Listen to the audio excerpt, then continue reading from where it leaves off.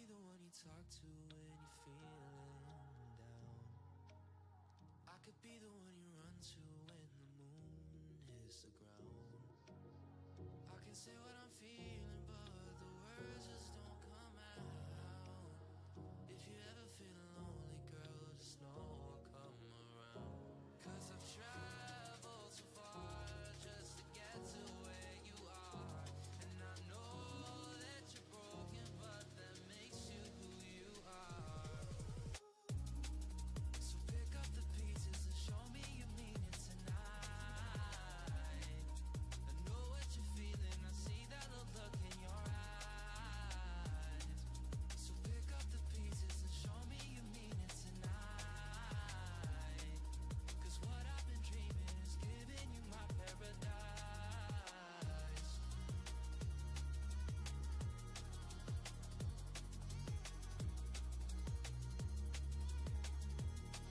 So pick up the pieces. So pick up the pieces.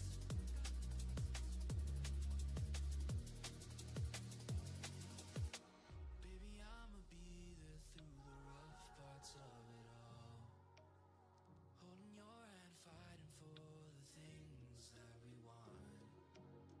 Be the rock you lean on, with you by my side. Baby, when we fall, together we'll rise. 'Cause I've traveled so far just to get to where you are. And I know that you're broken, but that makes you who you are. So pick up the pieces and show me you mean it tonight. I know what you're feeling, I see that look in your eyes. So pick up the pieces and show me you mean it tonight. 'Cause what I've been dreaming is giving you my paradise.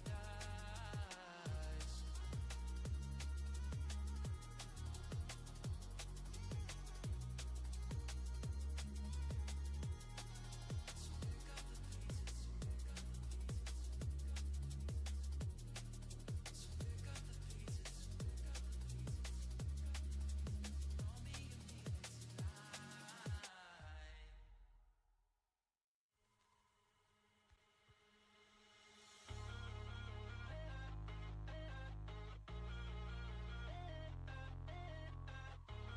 Okay, everyone. So we are back, and a bit late today. A bit late, but that's okay. I think we will make up for that because Ding has for a change just let Gukesh think for today. He said that okay, I've been the one thinking whole day. Why don't you be the one thinking today?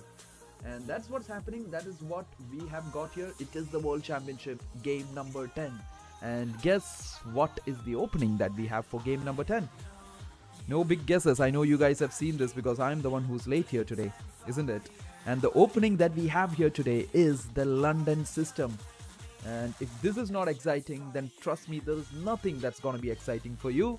And I'm super happy to see you guys today on a weekend. It is a very, very nice Saturday, isn't it? From wherever you guys are watching, I really hope you guys have fun today. Okay? And I hope finally we have a game that actually makes things get really interesting. As I told you guys, we are at game number 10 now. Whoever manages to win a game right now is going to be very crucial here. And coming to the game right now, so just don't want you guys waiting up anymore. So it is D4. It is the London system where Gukesh played knight f6, knight f3, d5. I thought it would be maybe something more like the Queen's Gambit with c4 happening, with some ideas that Ding might have prepared for today. But no, Ding said no, time to go back to the London. And the London is quite a very popular one. Well, someone went for walnuts. Yep. Ding, I think Ding today is a bit more confident. He has to be. He's getting 2 whites in the next 3 games. On top of all of that, I think he's confident after the last few games, guys, because Gukesh has let Ding off the grip lot of times. Multiple times Ding has escaped. That usually gives you a confidence against someone, right? Once you escape from them like 2 times, 3 times, you'll feel like, okay, this guy is not beating me. So that means I have my chances, or I can take my chances, which is what I'm pretty sure the world champion is thinking. So bishop f4 on the screen here, and at this moment Gukesh played e6 and e3. c5 was played, bishop e2, bishop d6, similar to the first game that we saw. D takes c5. Ding has changed this quite a bit. D takes c5 and c4. So you can't call it like an exact London system, guys, because it is the c3 e4. This pawn structure setup is not the same, but the way Ding started was quite similar. Castle, castle, knight c6, knight c3 takes, bishop takes c4. You can't really call this exactly a London system, guys. Even though the pieces have come out similarly, the structure is not the same, right? Even though we would like to call it, or the game started off similarly, it didn't go up to a London system here. So what happens here is that the biggest problem, if you ask me, that black is facing in this game would be this guy, the guy sitting on c8. That's the only difference, guys. If you look at the whole position of these pieces, they're very symmetrical. This bishop is developed, this guy is developed. Knight is developed, knight is developed. Knight, knight. Queen's queen is looking at each other. This bishop is developed, but that's a problem. You look at this bishop and you look at this guy. This is the key difference. Gukesh might be thinking, how am I actually gonna bring out this bishop? Like, doesn't have a future here, and I cannot play e5, so that makes a bit of a change here. So this is something he needs to be thinking about. This is something he is thinking about. It's not needs to be, it is something he's really thinking about. And that is the reason why Gukesh is spending his time on the clock. He does not want to rush. He wants to make it clear how is he gonna get this game going. Because I think Ding got what he wanted. He wanted such a very simple position where he has a very slight advantage. And that slight advantage is this bishop sitting on c8. And looks good for him, right? Looks absolutely great for him. I'm pretty sure Ding would be happy with what happened in the first 10 moves, and that's why you don't see him. If Ding has gone for some walnuts or anything back there in the first 30 minutes, having 1 hour 49 minutes on the clock, that means today is a day that he is happy. Someone's made the world champion happy here, and that's why he's missing, isn't it? And all you guys who are here, this is game number 10 of the World Championship. This is the champion Ding Liren, or Ding Liren, facing off against the challenger Gukesh in the all-important World Championship game. So here we go, guys. Do let me know what you guys think about it. Oh, let me just remove my music here because it was a bit high. You know, I was just having the in the starting screen, so just pardon me, guys. Okay, I hope that is better now and you guys don't have to keep your earphones away because of the high music. I think things looks good now, right? So Gukesh did go for knight h5 here. This is very interesting, guys. Gukesh is kind of like prepared for every opening Ding has to throw against him. Maybe he and his team had anticipated the London. I have a feeling that they had expected the London to happen. But Ding has made slight changes from game number 6. Yeah, 6 is where Ding played the London. You know why he actually did it? Because that is the opening that helped him win the game against Ian Nepomniachtchi back in 2023. Game number 6, it was a London. And he had a good position there, but he just couldn't convert it against Gukesh. So I think they just had to settle for a draw, I guess. Right? So this is it. This is the game number 10 right now. And so that's where we are. So do let me know, guys, all you guys who are here. We just started off a bit late today, but that doesn't matter. We haven't lost much of what is happening here. It is only 10 moves into the game, and the world champion is putting a bit of pressure on Gukesh because, as I explained here, the only piece that's not out here is this bishop. This is what Gukesh might be thinking, that how is he going to get this piece into the game. So right now he's hitting this bishop. They know that this bishop is very important. For example, guys, if you did not play it, let's imagine you played something like an h6 move, right? You played a very normal move. Then I think one of the common moves that could happen is something like h3. The reason is also very simple. They will like preserve this bishop forever. It's like gold. You see it like gold, right? It's a reserve guy. You will put it back there in the bank and he will stay there. And this bishop will be extremely annoying in this diagonal. it is a typical bishop in the London, right? You guys who plays the London would really know that the bishop goes to f4 and then it goes all the way to h2 and just stays there for the rest of his life, trying not to trade away, right? So that is the whole point, guys. So I think that is the reason why Gukesh immediately played knight h5, because he said, I want to trade your bishop. I don't want this bishop to be safe here. And I think it is kind of a point where he might have to give it up. But there are also positions, guys, where you give it up, you take it with this pawn, you go to the dark squares and stuff like that. So this is interesting.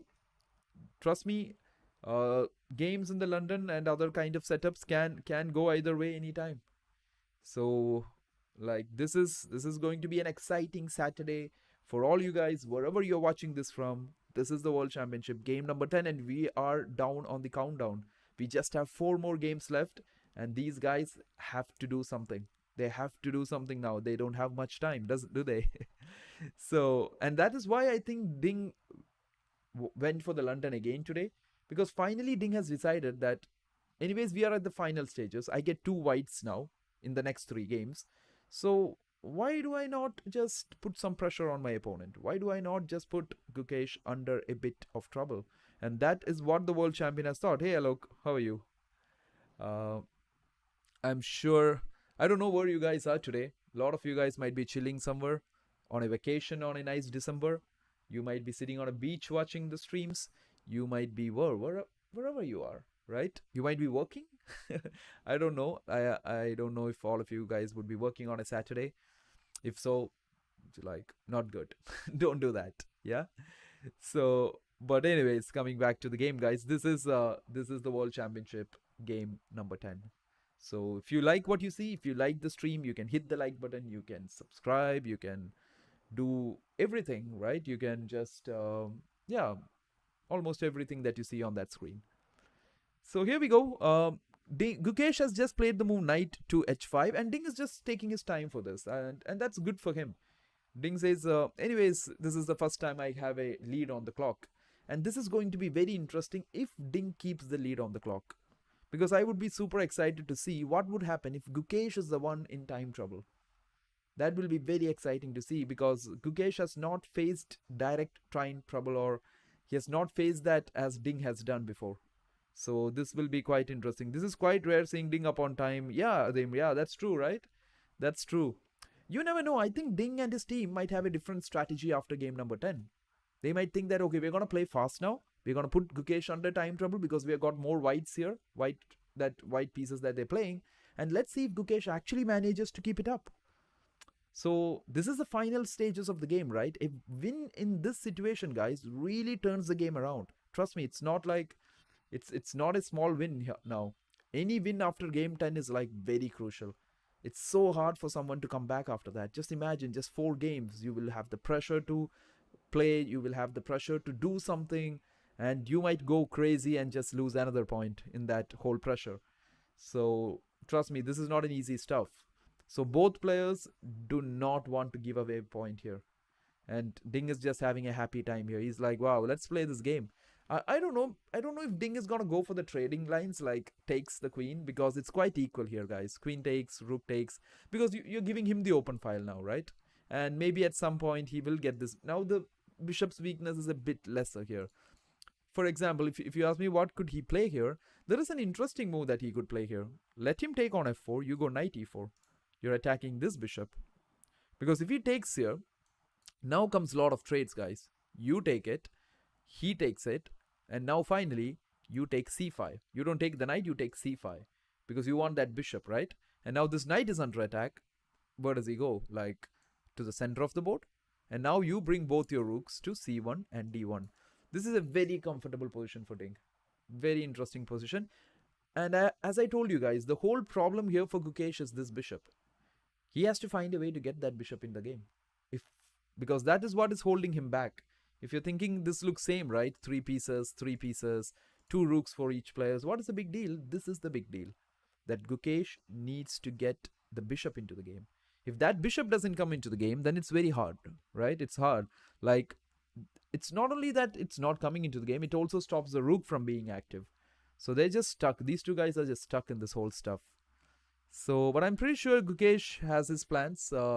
I'm very sure he knows what he's doing. It's not as if he's seen the London for the very first time in his chess career, is it? So, anyways, guys, please feel free to ask me any questions that you have like regarding this game. And if you still feel that okay, you have no questions, you can hit that like button, because that's how I know that this thing gets to more people, maybe. Yeah. But anyways, it is game number 10. It is an all important game number 10 on a Super Saturday. The world champion is missing from his seat. That means he is comfortable with the position on the board. Right now, he has to be thinking and trying to find a way to put Gukesh in trouble. So give me that 1 second, guys.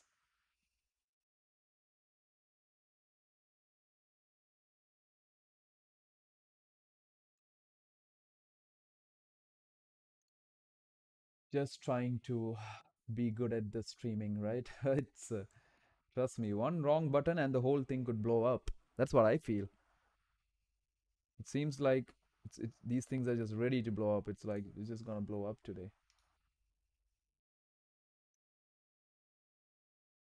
Just muting all the unwanted tabs here. And we are back. We are back. The game's back. Gukesh is back. And who's back next? Me? I'm back. Yeah. Oh, it's a pretty decent accuracy, look. Like I think Ding is higher in his accuracy in this game. Ding has a very decent accuracy. He's up like 99. I don't know how much has the last 6 draws affected the viewers or the people watching these games. Lot of the people tell me that it's gonna be a draw. Is it? People are having this thing that it might be a draw, but it's not like that. There have been very exciting games which unlucky for one of them turned into a draw. Otherwise, there would have been results in game 7, game 8. Gukesh could have won a game. Ding could have won a game. I think Gukesh has let Ding off that grip in the game where he let him off in that end game, where he had an extra pawn. I think that is gonna prove very crucial in this whole match. But I really hope Gukesh makes that comeback. Gukesh gets the game going and he puts enough pressure on the world champion. But as of now, it is the world champion who's looking comfortable, but he's taking some time right now. He's like, maybe I'll just take some time. So it is game number 10, guys, and it is the world championship, the FIDE world championship at Singapore. I don't know who is your favorite, but trust me, in the next few days, you are going to be treated with some exciting chess, because one of them are gonna push for the world championship. It's either gonna be Ding taking it back to China and making everybody back in China proud, or it could be, it could be huge in India, isn't it? It's gonna be like Indian chess is gonna blow up if Gukesh goes on to win this, because it's huge. It's huge. He's 18-year-old, the youngest world chess champion. That is not someone that you see every day, do you? So that's why just stick to this, guys. How many of you are watching? Keep watching, because at the end of this, if you feel like okay, it's just draws happening, what do I get out of this? Trust me, you get a lot out of this. I discuss so much of these things with my friends about the positions, like the small details, how simple chess is being played, and these guys are just doing a great job at this world championship. It's an exciting world championship. Unlucky there was not too many results, but it is really good. But do throw in any questions, chat. Like as I told you, it's the chat. The chat has to put in the question, or else I'm just speaking to the screen and that will just keep happening, isn't it? So just throw in the questions and I would be super happy to let you know any questions regarding the openings, regarding the players, regarding the result and everything. Anything. So Ding is taking his time finally. It's something he has been doing all the time, like he has done in all the previous games. And I think by now we should never be criticizing Ding for his time management. He is very clear what he's doing, and he's not gonna change for you or me, is he? So we can't just sit here and ask like, "What are you doing, Ding? Just play fast, nothing." He's like, "I've done better now, and I will keep doing this." So you don't see world champion Ding Liren changing his time control. But today, it's a surprise that Gukesh is below on time or low on time than Ding. I'm sure Gukesh is not very happy with this position, especially because of this bishop on c8, guys. I've explained few variations here. The knight is hitting it. One very interesting variation here is to go knight e4, right? Because you have given him a threat. And for example, if he goes somewhere, guys, like I think this is a very common move. Just play it back and then ask him what to do. But then the problem is, since the knight is now on e4, here comes a very interesting move. Here comes a very interesting bishop d6. This looks super interesting. I don't know if you can play f5 or something. Doesn't make sense. You're hitting this knight. I agree with that. But then just takes. You can't take this, right? That's really bad. Very bad. You see this. Takes. Knight takes. You look at this position. This is finished.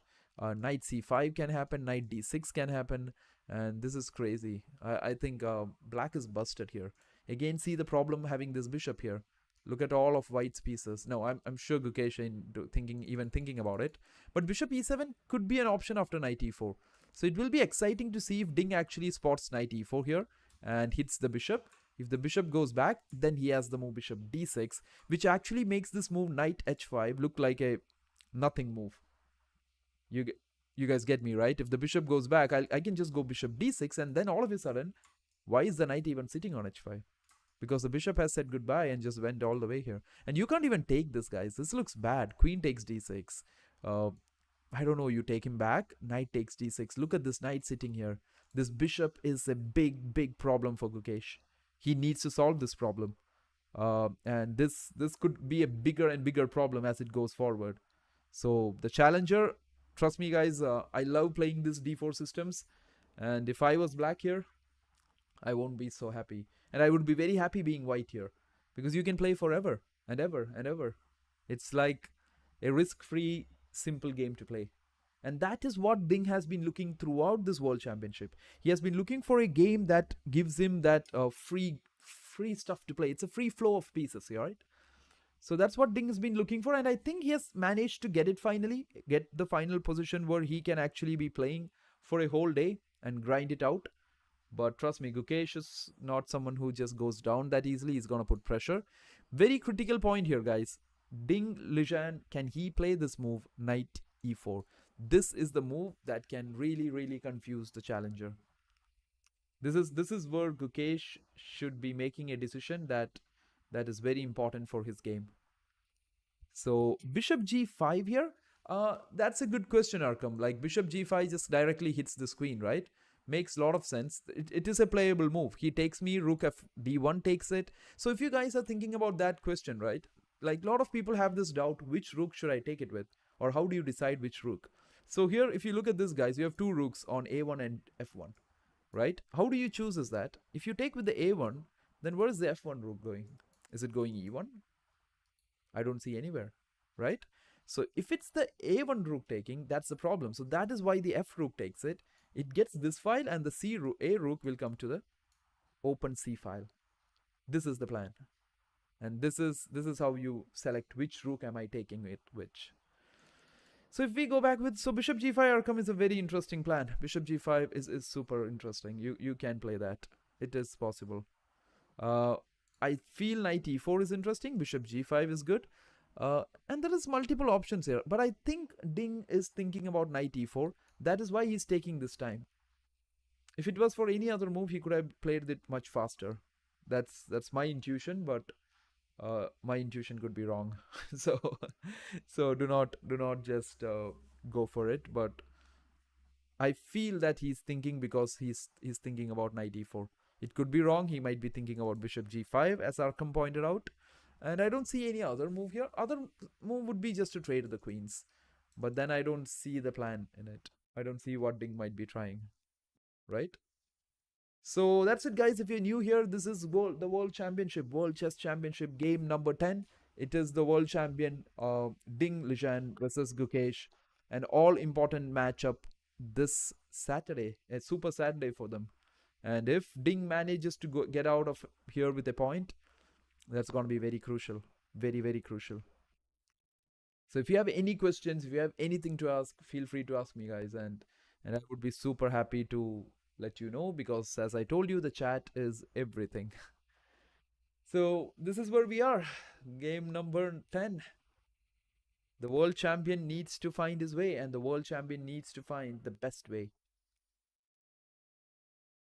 So the options that are here, as we discussed, one is knight e4 here, a very interesting option, because if he takes, you take c5, you put pressure here, and then you trade the queens too.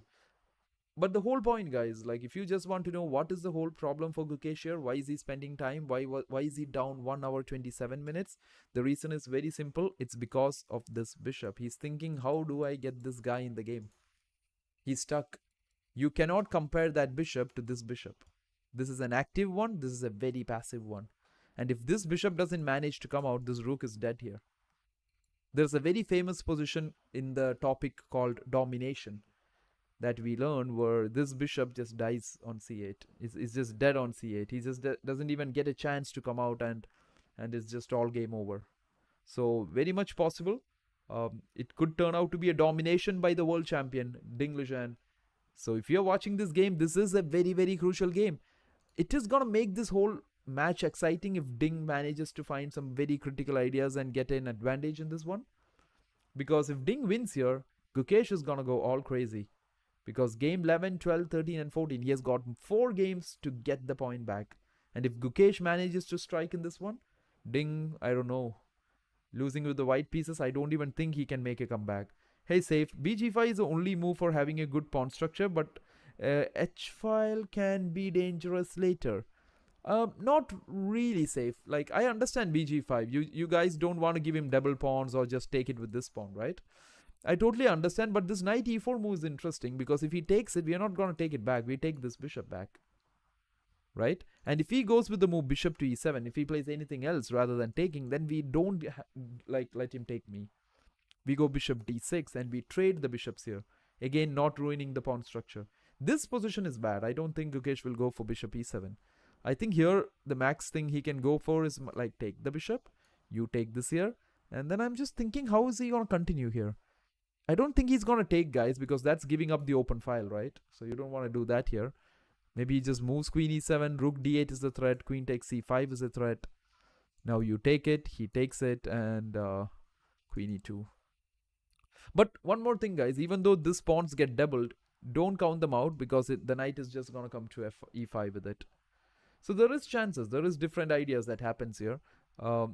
These are all typical ideas in the London. Plus, one very important thing for Ding is not to let e5 happen because this guy has to sit inside. That's what black is trying to do. For example, he plays bishop d7, guys. Where is it going? The development of this bishop is critical in this game. Like, Gukesh has to find a way. That if something's bothering Gukesh, this has to be it. But I'm just very impressed with the fact that Gukesh immediately found this knight h5 plan. It's not a like, what do you say, a plan that has not happened before. This is a very common plan against the bishop on f4, because if he did not play that, guys, if he played something else like h6 to stop this, white would have immediately played this move h3. And you see that he's going to preserve the bishop on h2, which is going to be so not good for black. This bishop will sit here. It's like having a snack. We'll have some snack and just be sitting there. And you don't want that happening, do you? So there we are, guys. It is game number 10. And I feel the world champion has got a very decent position out of the opening after move 10. And his position is something he should like. This is something Ding should be happy about. Finally something Ding should be happy about, isn't it? So do not miss this, guys. It's a super weekend here. And this game is getting better and better and better every single day. So be right here. Let's see where this game goes. You guys are going to take out a lot of things when you go out of after watching this game. Not only this game, guys, the whole 14 games that we talk about. I feel any one of you guys who have spent time here and you go out of this whole stuff, right? You take few breaks after the World Championship. You guys will feel like, wow, I've learned quite a lot. Like how they maneuvered the pieces, where the pieces went, rather than just random stuff that we know about chess, isn't it? So, but along with that, guys, feel free to ask me any questions in between that you want to ask about the moves, about the structures, about the position, about anything, right? So just throw in the questions. That's something that makes me super happy. That's why the chat makes me super happy. isn't it? So all you guys who have tuned in on a weekend, that is great to see you guys wherever you're watching this from. It could be anywhere. You could be early morning in the US right now. It could be in the UK. It could be China. Yeah, you guys could be watching me from China or India or anywhere. So knight b5, okay. Knight h5. Sorry. So quite interesting to see what Ding is gonna play here, guys. Bishop g5. Yeah, I think you guys are true. Like it does make bit of sense, right? Bishop here, but I think then the move that Gukesh would play is just trade, and I don't know about this endgame. Again, Ding would be playing under one advantage, and that is this bishop. I gained more than 90, 80 elo after World Championship started. Wow, that is great. So are you playing a tournament? Oh, you mean are you playing on chess.com? That is nice. That is nice. I hope you gain something from here too that will help you gain even more safe. I hope you like gain more and more. And trust me, guys, don't even bother about your ratings and stuff. Like I see a lot of people are concerned about it. Ratings nothing. Like just your strength is everything. The more you understand and learn, and then when you play, your ratings just gonna be there. You're gonna get back to that point, right? So don't worry about your ratings. Don't stress out about it. You might lose a lot of rating in one tournament. You might win a lot of games and gain a lot of it. Just keep doing it. That's it, right? Nothing else should bother you guys. Yeah, exactly. Yeah. So keep playing safe. Like I think you will gain more. It's not just 80. 80 is not nothing for you. Like I think you can just keep gaining more. Just keep doing it. Okay. Coming back here, guys. This is looking good. This whole game where Ding Liren right now is. I'm really trying to change the way I say his name. Ding Liren. I know it's something like that. I know it's not Ding Liren. That's what we call it. But yeah, that's something I can try. If it changes, it changes. If it not, it's not. But if you like the stream, you can hit the like button and nothing changes about that, right? So the world champion finally down on time again. He's down to 1 hour 25 minutes. I don't know if he didn't expect knight h5 or is it just the usual Ding thing that he doesn't want to be ahead on time. I think Ding doesn't even want to be ahead on time. Never. He's like, never ever do I want to be ahead on time. Yeah. It's something that Ding doesn't want. It just doesn't make him happy. So Gukesh went low on time today. He said 1 hour 27 minutes. Ding said, no. You don't go low on time. That's my thing. That's what I do.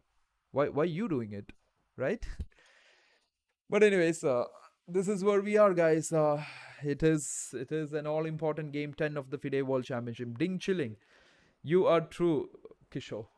Yep, you're true. Ding is chilling because I think this is a game that he can really chill. Because this is a risk-free game, I see. I don't see what troubles can black give to white. And Ding has played bishop g5. Good for you guys. Some of you guys called it, and that's what's on the board. Bishop g5. Good job.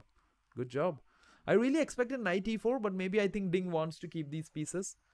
I expected trade from Gukesh. I feel Gukesh might go for queen takes queen. And then the next move is also very straightforward. Queen takes queen. Rook f takes the queen. As I told you again, it's because the A rook wants to go to the C file. This is a potentially open file, right? And then you have an open file here. And rooks love open files. Ding getting ice cream. The memes are still very much active, isn't it? It's a nice guy. It's not as if like he's just being honest. He's being very innocent. It's not as if in the press conferences he's not like he's saying all this like in purpose, he's just being a very nice guy sitting in the press conference. He's asking real questions.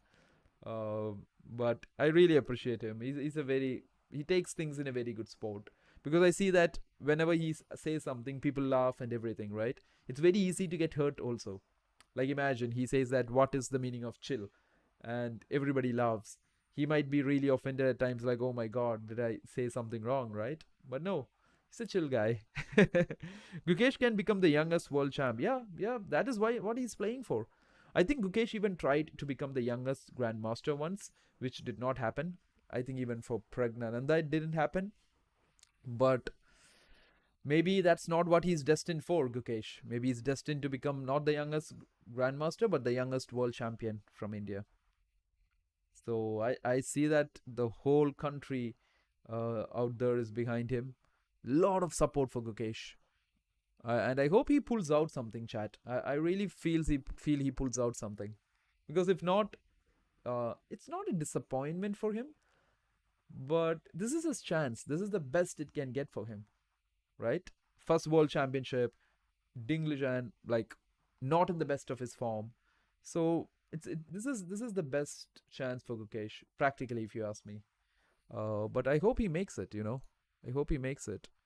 Lot of efforts, like his from his side, his friends, family, I think parents, everybody would have coaches, everyone. Huge effort by the whole. I think the whole country, India, has put in a huge effort. So that is great. That's just great for him. But Ding doesn't know any of this, and Ding doesn't want to know any of this because what he wants to know is, can he win this game?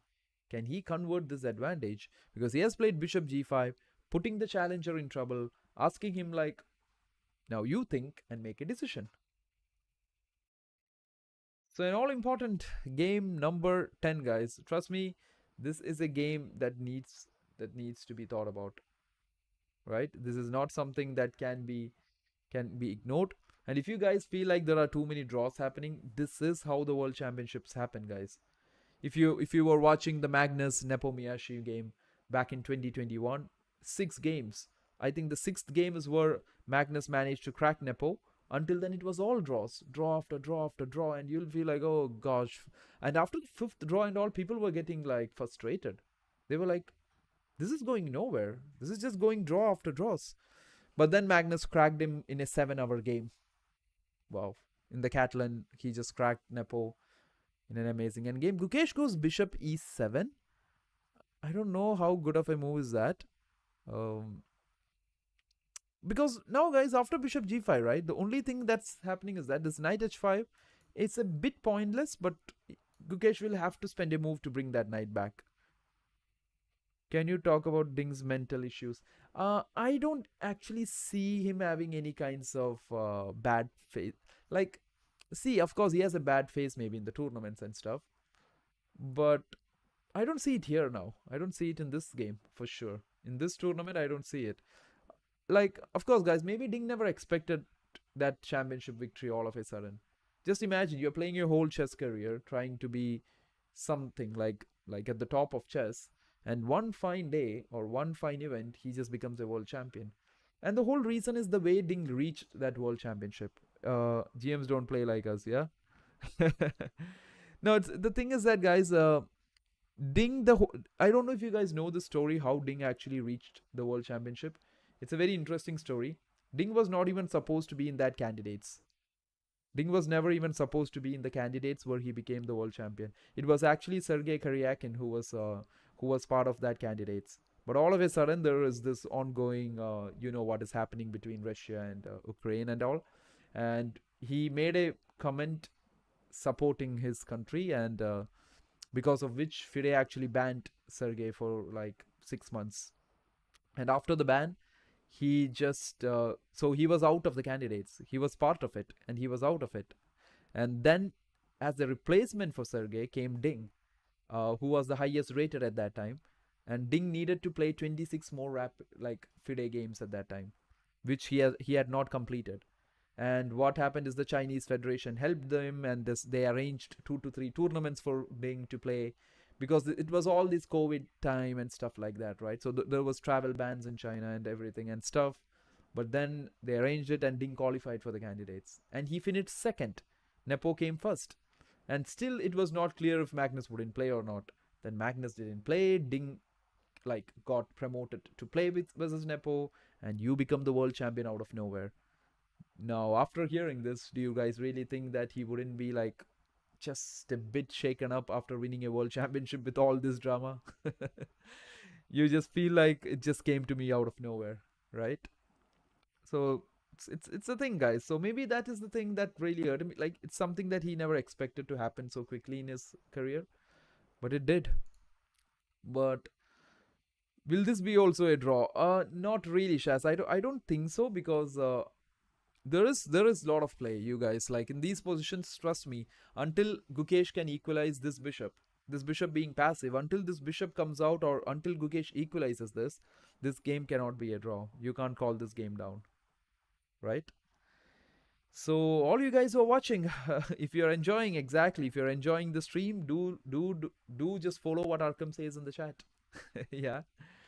And I think we will also be doing a quick recap of all these games that has happened in the World Championship very soon, maybe today or the next day. So we are planning on like doing a recap of the 8 to 9 to 10 games that has happened, so that everybody is like updated before we reach the final part of the game, right? So that is where we are, guys. So this is what is happening, and this is the World Championship game number 10. So you guys keep watching, and yeah, Kishore, it is decent. It is pretty well to maybe explain what is happening right here that you see, right? But nonetheless, this is what we are seeing, guys. The bishop has gone back to e7. There is multiple chance like moves here. One thing is that you can take the bishop if you want. Queen takes and you can continue. Or you can even like you can take this queen directly. What will he do, guys? Like rook takes it, right? And then bishop takes it, knight takes it. And here I think maybe something like rook fd1 for me. This makes a lot of sense. Because you see that again, the whole point, guys, is this bishop. Okay, let's imagine he says, what is the problem with the bishop? I can try this, right? I don't know for sure, because something like knight d4 cannot let you get out of here. Like, where do you come? Like, the bishop c6 maybe? Possible. Maybe. Ding can even expand here, g4, g5. Knight here, g5. And this guy goes here. It's not easy to put all your pieces in perfect places in this position. It is something Ding would be prepared for. I don't know. Like I think Ding and his team, I would be super happy to know who's working with Ding. We all know it's Rapport. One is Rapport, and he's a very creative player. So Ding and his openings should be pretty interesting. And Gukesh is playing with Gaevsky, who is who's extremely strong in his opening prep. Who's like so experienced because he has worked with Vishy Anant for a long time and stuff like that. And Gukesh also won the candidates at Toronto because of like lot of things Gaevsky has put into his game. Knight e5 after bishop d7. Which position safe? Like after we were talking about this, right? Takes, takes. Rook d1, bishop d7, knight e5, right? Knight e5 is interesting, yeah. Because like still he can play bishop c6 with the fact that if you take, he can take with the knight. But I think there is some misplacement of these pieces. Like, first of all, g4 is very tempting, right? To kick the knight away, and then g5 again and kick it away again. Because see guys, g4 here, I'm not randomly pushing the pawn. g5, you can't go back here, right? Because then the knight is trapped forever. So I think you're busted. You shouldn't be doing that. You can go to the center maybe, right? But then knight takes d5, or maybe rather take this first. This is interesting. You can't take with the knight because you lose a pawn here. And if you take with the pawn here, then this is just bad. Yeah, I don't know how to explain this completely. This is bad. You can't have an isolated pawn like that. You can just put the knight to e4 and look at where my knight is coming, to the weak square on c5. And this is what I've been talking about, guys. Every time you watch these games, you analyze something, like it's just gonna get better and better. It's just gonna be like really good for you guys as we go ahead. But yeah, it will be even better if you guys can hit the like button here and we reach something around 10, 50, 100 likes. I know it's not too many of us here, but that's okay, guys. Like we do the same stuff even if it's one or two of you. It's the same stuff.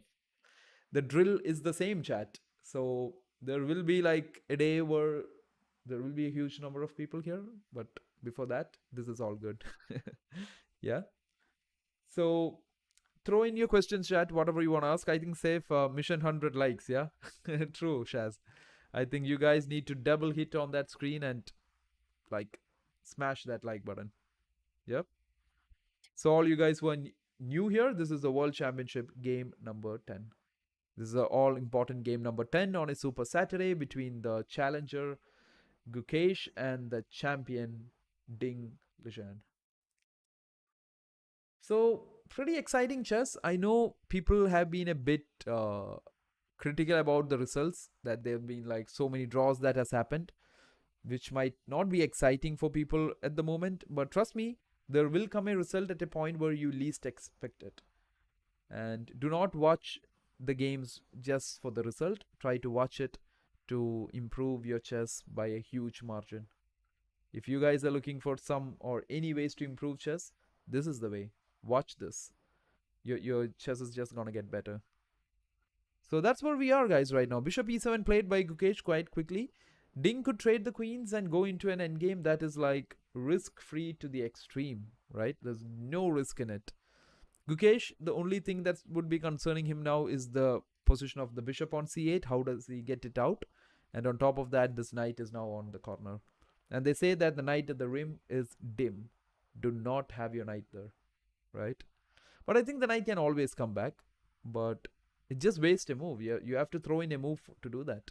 So that is something which could be not so exciting for Gukesh at the moment. So the challenger under a bit of pressure, but I'm sure Gukesh, with his skills and talent and his whole thing in calculation and everything, he can make the comeback. Trust me. I pretty much believe that he can come out of this pressure. So this is the position we have here. And Gukesh has to make a move now. Bishop e7 being played. I mean, Ding has to make a move. Ding is down to 1 hour 14 minutes. This is very interesting actually, because we all know that Ding is not going to lose on time anymore, because he has shown that I'm not bothered about time. And here comes knight e4, guys. Quite an interesting move. Because if you take it here, now what is going to happen is he takes it and you already hit this knight on h5, right? So you can't go knight back here, because I think he would just remove the queen to e2 and put the rook to d1. That could be a good plan. So then what can happen here? That's a good question, right? What could be something that will happen here is, I don't know. What can he do here? Oh, for white, he can just play queen e2. For black, I think knight e4 seems a very interesting move by Ding. Maybe trade the queens here. Takes rook fd1. It's not easy, guys. Trust me. Not a very easy position to play. Very annoying. The position is really, really annoying. And I don't want to be Gukesh here today. He's put under pressure, and this is some serious pressure here. You don't want to put yourself under Gukesh's shoes right now. So this is where we are, and this is the game, an all important game number 10. So if you're watching this, we are on move number 12 at the moment, and the world champion has just played knight e4. He says, you take me, I take it with the knight, and this knight is in a bit of trouble. The queen and the damaged pawn structure. Trade queens and damage the pawn structure. Which pawn structure actually? Safe. Like, how do you damage the pawn structure here? Like, there's no specific way to do that, right? There's no trade that can damage the structure, but the queen trade is definitely possible. Yeah.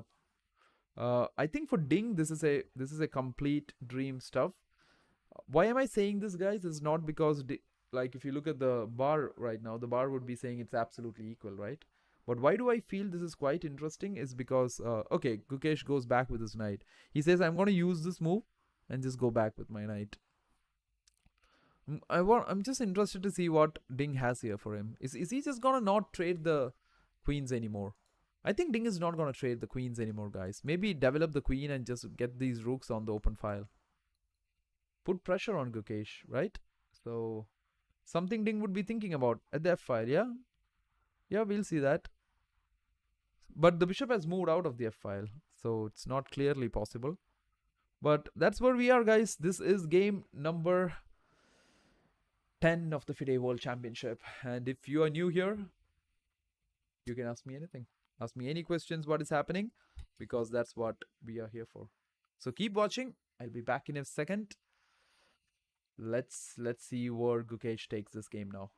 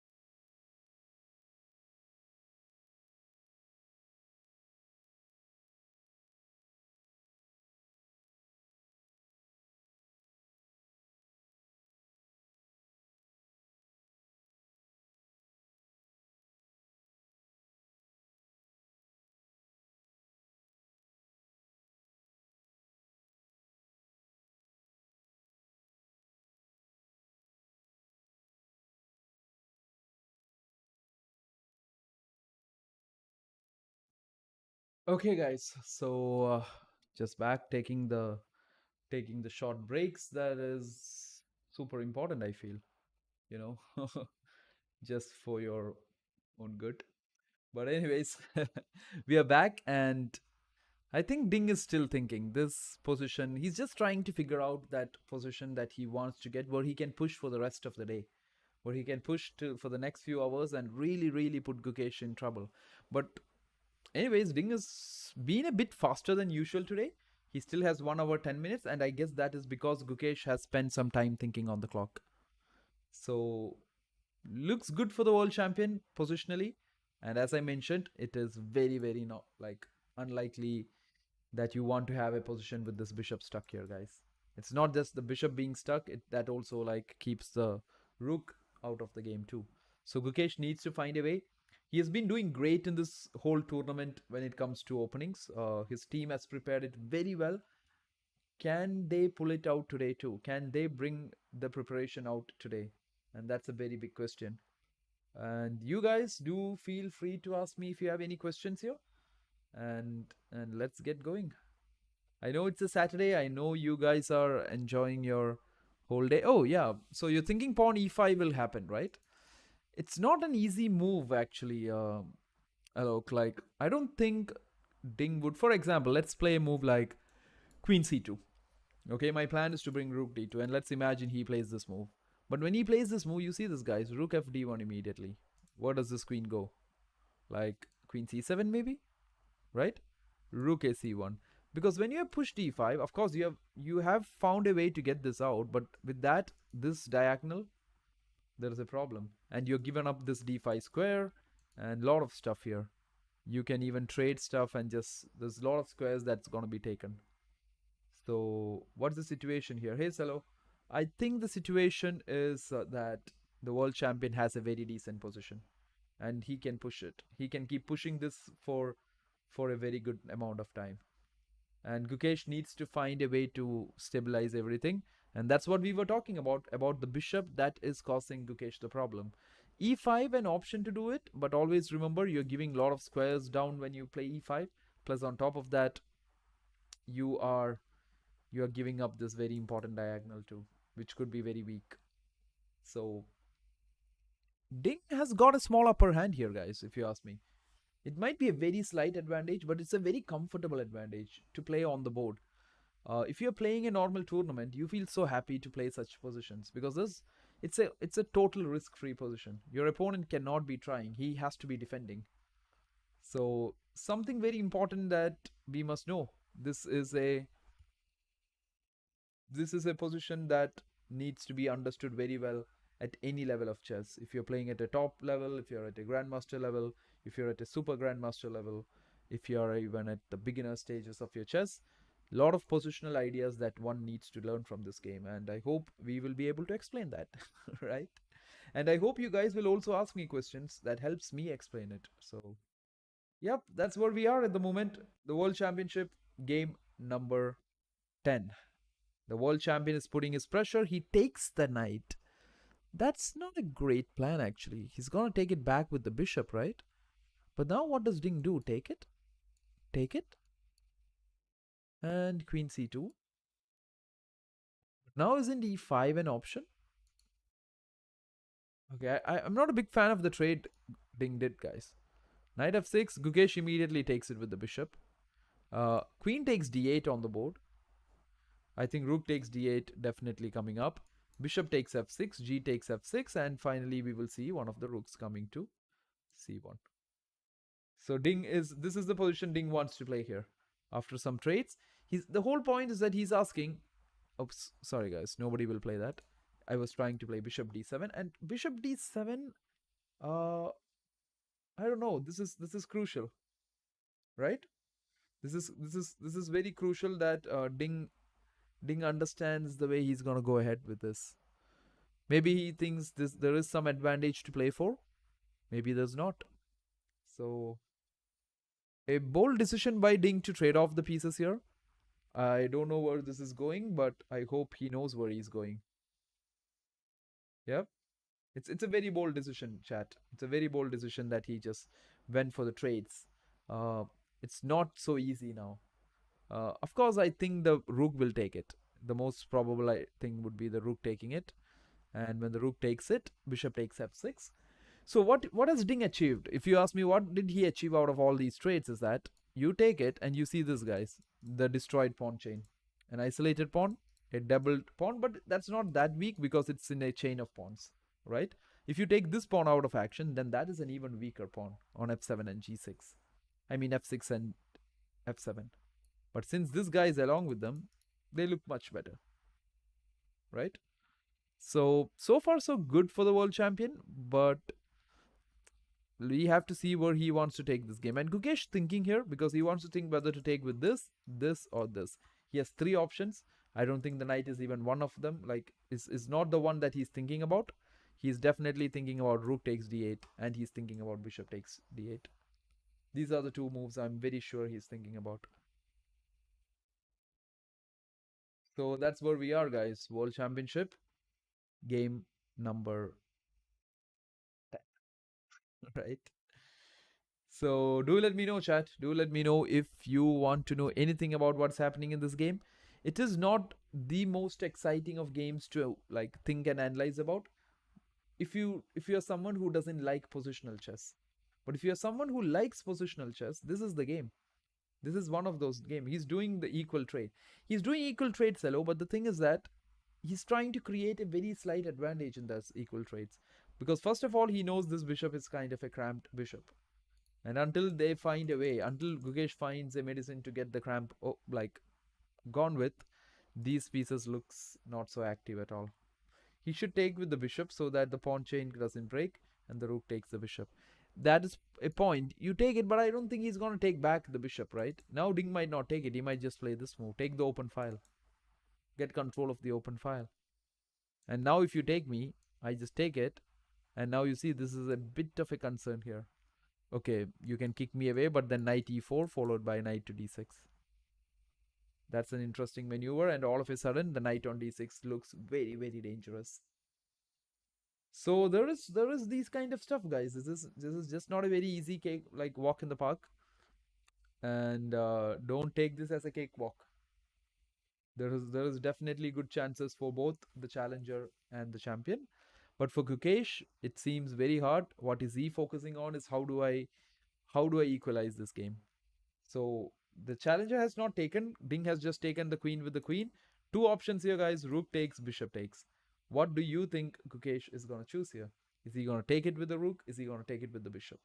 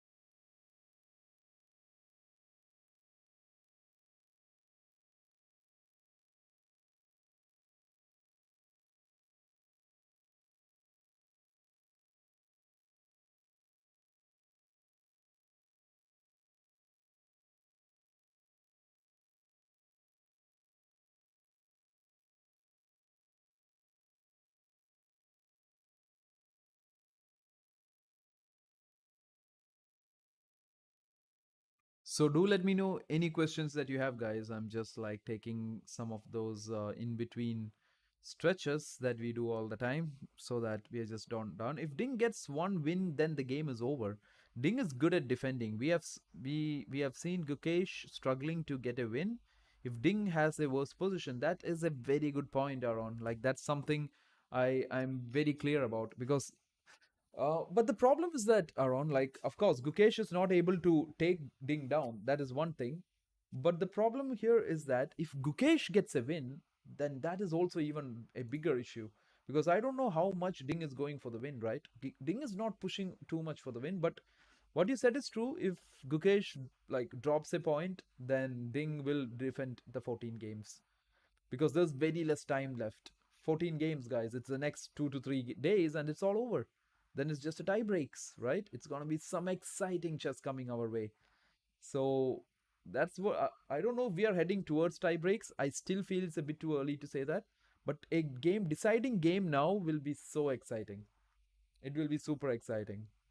And thinking about today's game, today would be that day, guys. If Gukesh gets an equal position, he would be happy. He would be happy to walk out with a draw or anything. He would be just happy, because he's playing the black pieces, and he, like anybody who's playing black here with a good understanding here, will understand that the position is bad. They're a bit not favorable because of this bishop sitting inside. So today's not going to be the day Gukesh will push for a win. That's not the day, because Gukesh will be happy if he gets a draw today. He will be quite happy with that. That's what I feel. And Ding, on the other hand, will try to just drain the energy out of Gukesh for tomorrow uh, on a Sunday. And that's what I think Ding will be trying to do here. He wants to take a lot of energy out of Gukesh, but as of now, it's equal. 14 moves done, guys, and Gukesh down to 1 hour 13 minutes, and Ding down to 1 hour 7 minutes. The game is still on, very much on. Do not think there is nothing happening in this game. Like there's a lot of small accurate moves that needs to be understood. And yeah, even at this position, guys, Ding has just captured the queen with the queen. Can you guys see how much Gukesh is thinking for this? Is he just like immediately capturing it back? No, he needs to understand the small ideas. Okay, he takes it with the rook. He says, I'm okay to play with the destroyed pawn structure. So Ding is gonna take it. There goes the bishop. And now I think Gukesh takes back. So Ding gets something out of the opening. That is a destroyed pawn structure. Rook fd1 being played to the open file makes all the sense in the world. Let's see how Gukesh responds to this now. I think bishop d7, guys, because there are some ideas in these where the bishop goes to d7, and from d7 this bishop actually goes to e8, and that is interesting, right? So just so that these rooks get connected to each other. So better than sitting on d7, right? So it goes to e8 and it stays there, and then later on when the knight moves and all, it tries to come out like this.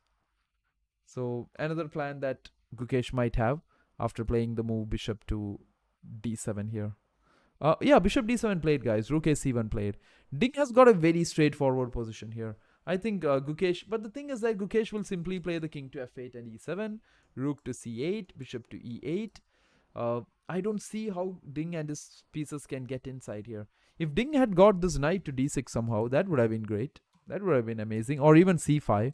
But I don't see how now. Like this maybe? That's a plan. Or this, and this. That's also a plan. Or this and this. I think these should be like practically Ding's best chances to get the knight, reroute the knight towards the center and stuff like that. So something he might be counting on in today's one. So yep, that's where we are, guys. Game 10, FIDE World Chess Championship. Gukesh under a bit of pressure, but the pressure that he can easily take down. It's not a pressure that's going to take him down. It's a pressure that can be easily dealt with for him. At someone at his level, very easy to take deal of that.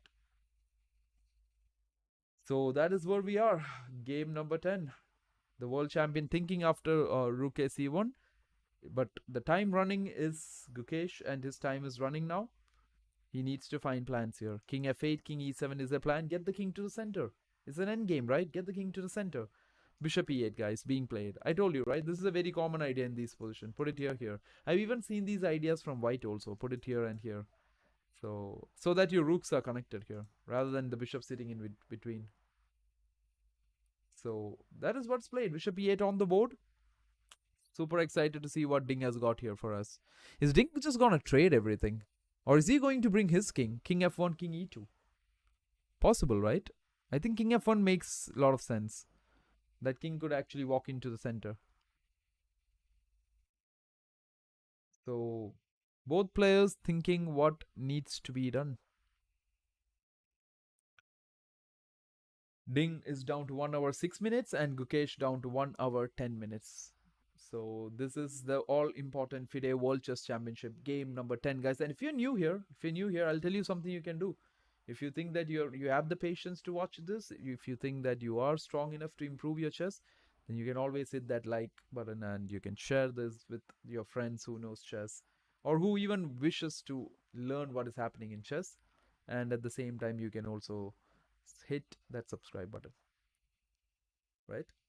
So I might look a bit tired today because I had a long day, like few days of now. And yeah, there comes the next trade, guys. Rook takes rook happens on the board. The rook is gonna take back for sure.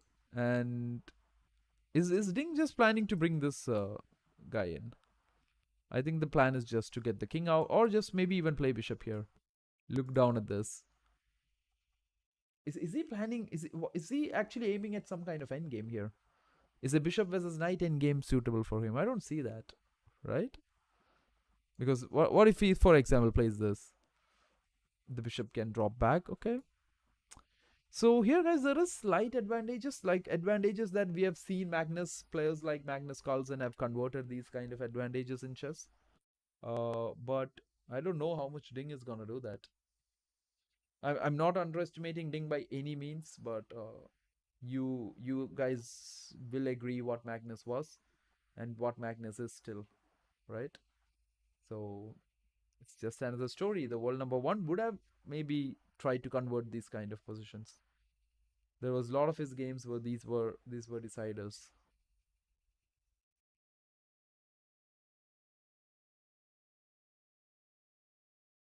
So as I told you guys, a bit not at the best of my stage, but no worries. You asked me the questions, I got it. I got you, chat. I ain't leaving the chat here alone. Yeah.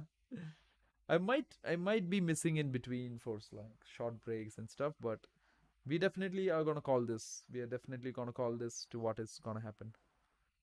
So bishop e2, I think, is something that is being played. Rook takes d8 is the last move. I don't know what Ding is thinking here. I mean, Gukesh is thinking. Is he thinking about knight takes d8? Is it necessary to do that? Like I think Ding can just move this bishop away and try to penetrate the 7th rank. Definitely something possible for him to do. But as of now, it's Gukesh to play. He needs to let Ding understand what is he going to take this with. So what do you guys think? Is it going to be the knight? Or is it going to be the bishop taking the rook on d8?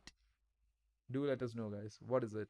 Number of moves, look, it's 18 moves now. I think today they are not in trouble of the 40 moves too. They have been playing pretty quickly. 18 moves is good enough if you take the average of moves they were making in the past few games. If you are enjoying the stream, do exactly what Arkham says, guys. Nothing else, nothing more, nothing less. Exactly what Arkham says. Yeah. But coming back to the game, this is the World Championship happening. Game number 10, a very important phase of the World Championship. These are the phases where if it's equal points, then it becomes a bit slow, guys. Both of them don't want to lose. Both of them might want to take it to the tie breaks and stuff like that. So keep watching if you're new here, guys, and hit that like button because I think that's how this thing reaches everyone. Yeah. So let's make sure it does. So you guys let me know what you want to know, and I will let you know what needs to be played here.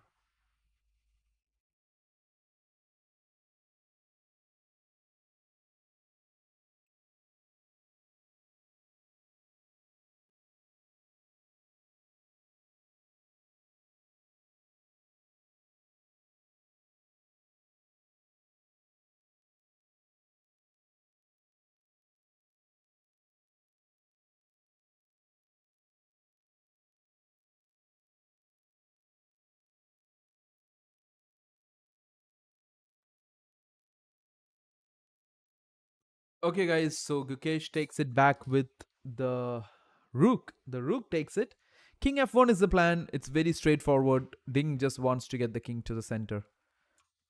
This is gonna be a long game. This is gonna be a grind. Can Liren actually replays a Magnus Carlsen here today? Is he gonna show us some very exciting chess on the board? Is he gonna show us one of his masterclass on chess endgames? If so, that would be the day. So king to f1 being played. Gukesh needs to find a move here. So what can be play, like bishop back here? Can he play this move? Possible. Uh, what else is possible? E5 maybe? Is this possible?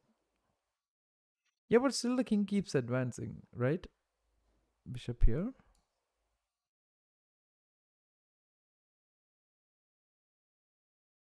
So many such options, but you guys keep watching. This is the World Championship game number 10. We will see what Ding plays against Gukesh plays against the very interesting move of king to f1 by Ding Liren.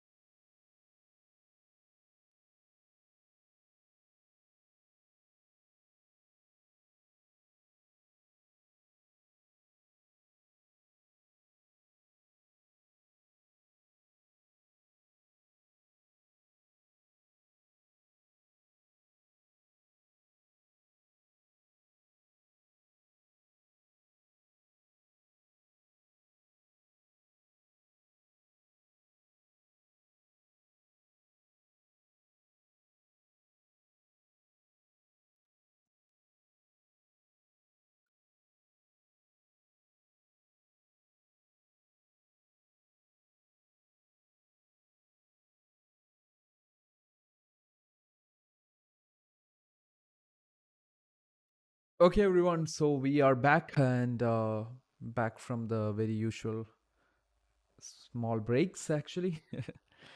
So do let me know, guys, if you have any questions coming up. King f1 played. If you think why is this being played, it's very simple. It's being played to get the king to the center of the board. And if this game goes to a very interesting end game, then this king could play a very big role in it because the kings are fighting pieces in the end games. You just cannot count them out. So that's why the king is there, and that is his plan coming out. And if you're new here, guys, if you just came in or if you're just watching, just to let you know, this started off as a London system here. Knight f3 was played, d5 was played, bishop f4 was played, and both the players just kept developing. And Ding just changed it a bit from last time, takes, and just c4. And they traded off pieces, knight h5 to attack the bishop, but then the bishop said, okay, not a big deal, I'm just gonna go bishop g5, bishop e7, knight e4 was played. They go back with the knight, trade, queen trade. You trade everything. Ding managed to destroy Gukesh and his pawn structure, but then rook comes to the open file, bishop d7, rook c1, bishop e8, and then trade, king f1. So it's either Ding is not interested to play a very exciting game today, or Ding just wants to get the simple end game, which maybe he and his team is prepared for. Maybe they had actually talked about such an end game position in this opening, where your king will come into the center, and he just needs to understand how to play against it. Not a super hard one for Ding to think about, but for Gukesh, only concern, guys, is get this bishop out. And if he can do that, I think he's all good. There is no confusion. Yeah, exactly. So if this bishop comes out, Gukesh is just like equalized it completely. Even now it's a bit of equal, like it's almost equal. It's just a slight advantage for white. And I think that could be because of the pawn structure and also the position of the king that is on f1. Otherwise, there is no point or no advantage for anybody here. So Gukesh needs to find a way to get that e8 bishop into the game. So that's what he has to be thinking right now. But yeah, guys, like whoever has tuned in today, that is great because I know it's a Saturday, I know it's a weekend. You guys might be sitting somewhere chilling. You might not be even like awake. You might be just thinking what to do for this day. Yeah. But whatever is happening, I hope you do not miss this World Championship game here today because that is something very, very important.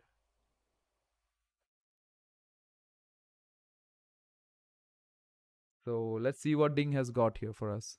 King f1 being played. Just waiting to see what Gukesh replies this with. Is he gonna go King f8, guys? Is he gonna challenge? No, he plays King g7. That's a bit of a surprise. Maybe he's gone planning to play f5 and come this way. That is the plan. Uh, but I thought this was an easier path towards the center. So you see, there's a small minute thing in the path of the pawns, right? I mean the king. The king decided to go to g7. I don't know from here where is he going. I don't see that, but yeah, that's his plan.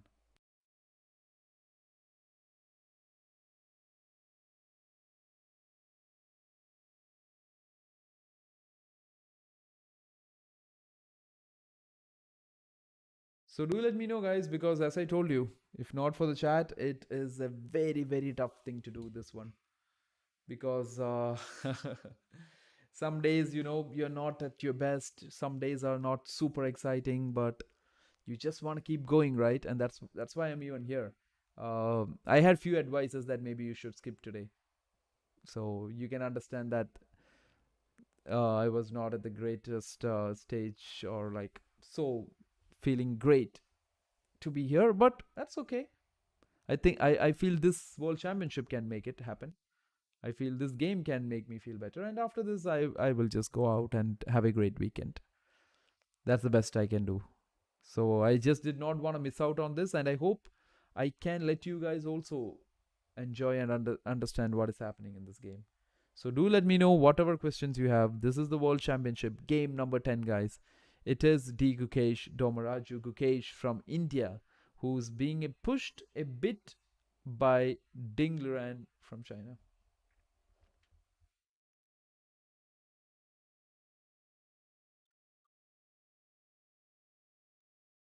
So you guys stay here. If you have a lot of time, do stay here because this game is definitely going quite interestingly.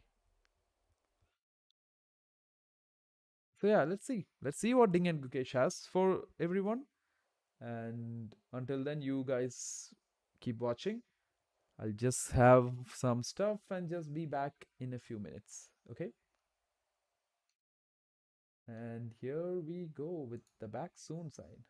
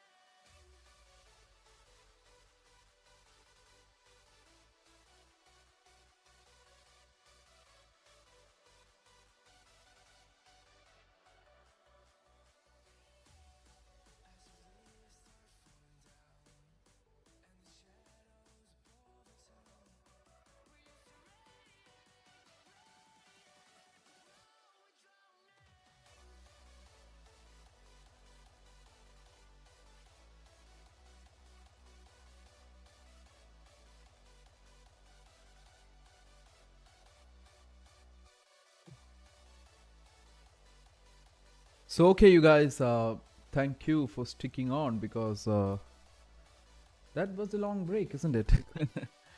It's just that I was just getting myself refreshed. It's something that I didn't do for game number 7, 8 and all, and I felt that loses a lot of your energy, you know. And we need energy, guys, to call these games. And yeah, so there we are. So this is game number 10 of the FIDE World Chess Championship. This is the world champion Ding Liren versus Gukesh, and Ding has just played this move bishop e2. If you guys are thinking what's the big deal about this move, I think he's planning b4, b5 at some point, extend these pawns on the queen side, try to get into the c7 square, put some pressure on these b7 and a7 pawns. So that is what Ding is basically doing, guys. It's not as if like he's trying for I just don't want to tell you guys wrong stuff, right? I just don't want you to tell that Ding has a great chance here, there's something that's gonna happen. No. Ding is trying for his very slight advantage that he has. He's just expecting some unwanted moves or just something that is not good by Gukesh, so that he can press on that, and at the same time he's planning to press on this whole queen side. Plus Gukesh has some weak pawns here, which in the later part of the game could be something very important for Ding, and which something he would make full use of. So that is what is happening at the moment. There is still game left in it. There is still life left in this game. Even though there is less pieces on the board, you just cannot count this down. There is different ways there can be pressure put on both sides. And I think b4, b5 is a very interesting way to start with. You put pressure on that knight and try to get to the 7th rank. Because if you get to the 7th rank, then the b7 pawn becomes a bit shaky.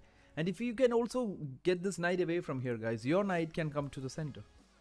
That's an option for you too, right? So these are different ways that I think Ding is thinking right now. Other than that, you can't call something big that is happening here.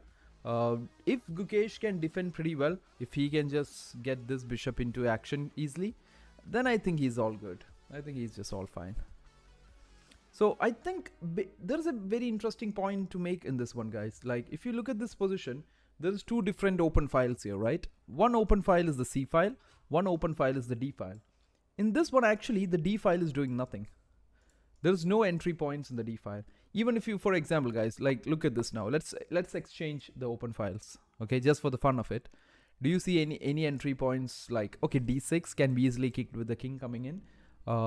I don't see any entry points onto the square. So basically, the D file is not actually the most exciting file here. If something is happening, that's actually on the C file. That is where entry points are there. So that is the reason why Ding is keeping his rook on the C file and trying to do stuff there. And I think Gukesh will just... Like, Gukesh has multiple options. Just try to get the trade here. I don't know what happens after rook here. But then, okay. I don't want to be this rook, because someone tells me I'm not going anywhere after this. So you can be stuck in like that too, but I don't think Ding would take that chance to go there. So anyways, guys, this is quite a position here, and very hard to find what is the way the world champion is thinking to continue here. It would be very interesting to see that, because we are on move number 22 now, and Ding is at 55 minutes. Gukesh is at 50 minutes. They have 18 moves left, and Gukesh needs to make that 18 moves in the next 50 minutes. So that would be quite something to watch out for. I would be interested to see that. I would be, very honestly speaking, guys, I would be interested to see how Gukesh will manage his time. That would be something that excites me, if the game doesn't end before that. Okay, RJD, thank you so much. I hope you drop in for the rest of the games too, guys, because we have had some fun times before. We have done like some crazy stuff in the early games. But yeah, and I hope you guys get, like, you can throw in any questions you want to throw it at me, because as I told you, chat, because without the chat there's nothing. It's just me speaking onto this and this in a loop, right? There's nothing happening. But basically that is what's happening right now, guys. This is the World Championship game number 10. An all important game, I thought, because Ding, this is the final part of the game where Ding will be pushing. Game 10, game 11 and game 12. Game 12, Gukesh is coming with the white pieces. Gukesh might push on a Super Sunday, because Gukesh has been the guy who's pushing, and Ding has always been the guy who's waiting to like get that error from Gukesh while he's pushing. So that is what is happening between both of them at the moment. Ding has not taken his own initiative to go and create some crazy play or something. He has done that. He has done that at what do you say? When things were going wrong for him, he has gone for like stuff in game 8 and all. It was just crazy. But game 9, too much accurate game here, and then game 10 right now, it's pretty decent if you ask me. Like pawn structure wise and all, Ding has a slight advantage, but to convert it, you need a lot of skill here. Maybe rook c8, is that an option? b4 can happen, small pawn chain improvisation. There would be one guy who I would bank my money on to play this position. So can you guys tell me who is the person you would bank on playing this position and pushing for a win? There is this guy. There is definitely a guy who can do that. You know him, I know him, we all know him. So he's that one person that I feel could create problems for any player in the world in this position, and it's a very popular player. All of you know him.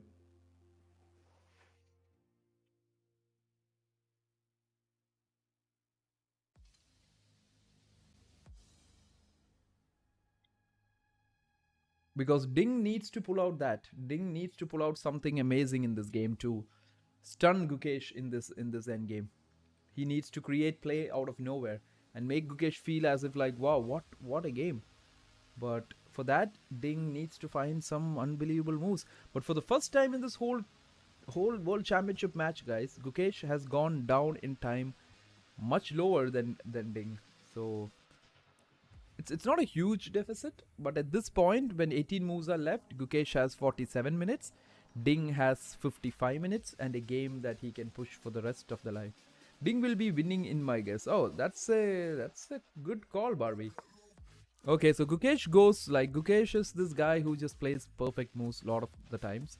So here, if you guys are thinking, why can't you just take the rook to the 7th rank, which is a very common move, right? You always take rooks to 7th rank. This is not possible now because bishop comes in and your rook is kind of like in an awkward situation. You can play this very tricky move here though. It's a very interesting and tricky move, right? Otherwise, the next move, the rook is trapped. Knight d5 and the rook is trapped because it has nowhere to go. So you have to immediately play this move, knight e5, attacking here, because if he takes it, like guys, then you just take this. And I think somehow the rook is not getting trapped. Yeah. But I don't think Ding even wants to do that. Why would you even want to put your rook in such a situation? Knight e7 played here. I think Ding, one thing he might be thinking is, should I bring my knight to the center of the board?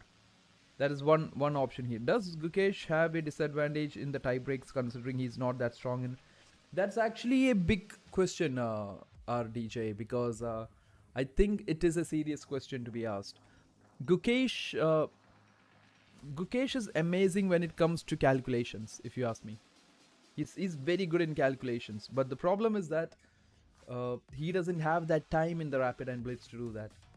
You give Gukesh any kind of position, the answer he will have for you is that you give me some time and I will find this. So that's what he says. That's the way Gukesh thinks. But he needs time, and that is not what he has in his hand when it comes to rapid, right? And blitz. So very much an important thing, right? An important question to be asked. But there is another thing too, RDJ. Like it's at the end of the day, who's the better player on that day? That's what counts. I don't think anything else matters much, but doesn't have time. Yeah. Do you think it is draw or someone can win? You know what, guys? I have actually seen games like these being converted, but the only difference is that it's been Magnus who has converted all of those games. But because Magnus, any position he's playing, he's trying for a win. He's pushing his opponents to the limit. But these guys haven't done that too much. So Ding can play this game this whole day, because what Gukesh is trying to do right now is just go rook c8 here and offer the trade.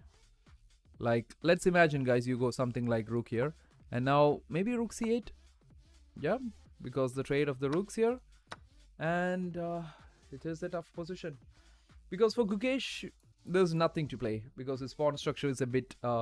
okay, this structure is okay with the double pawn, but this is an isolated pawn on h7, and then Ding doesn't have a weakness at all. So Gukesh winning this game is out of the cards. So let's be realistic. Gukesh winning this game is not happening. If someone who's trying for a slight advantage, that's actually Ding.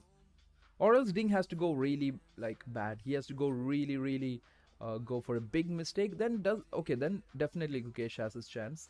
But other than that, I'm sorry guys. Like I don't want to give fake fake promises or fake hopes. It's not there. It's not happening. Gukesh is not coming for it. Yeah, Magnus. Yeah. Magnus has been pretty good. Like but not pretty good. We all know Magnus, right? He can convert these kind of stuff, minute things, pawn structures. He just improves and improves and improves, and at the very end, you crack. He makes you play like for hours. If you guys haven't watched this game of Magnus pressing, you should definitely watch game number 6 of the Magnus versus Ian World Championship in 2021. It was going just like this, guys. 5 games draw, 6th game Magnus just pushed like anything. Do you think Magnus played the next championship? Not maybe the next championship, Barbie. I don't think next championship. Not really. Magnus is really not. Ding did play G3. Okay, Ding is playing some very accurate moves too. He's like, I can play them too. But nonetheless, as you were asking about Magnus, I think Magnus, the only person that excites Magnus to play the World Championship is Ali Reza. None other excites Magnus. The only person that excites him is Firouzja. And I don't know if Firouzja, on the other hand, is having a hard time playing the candidates. So it's a funny thing. It's as if like Magnus just can't get to the World Championship anymore. And it's a whole cycle, right? He has to be there and he has to play the candidates. And the candidates is not an easy tournament. So I don't know. Do you think he would really take that hardship to do that? I think he would just be like, he has proved it that he's one of the greatest world champions when he walked away. And I'm not sure if he will take that effort again. But if you want to see Magnus in action, you will see him in action this December.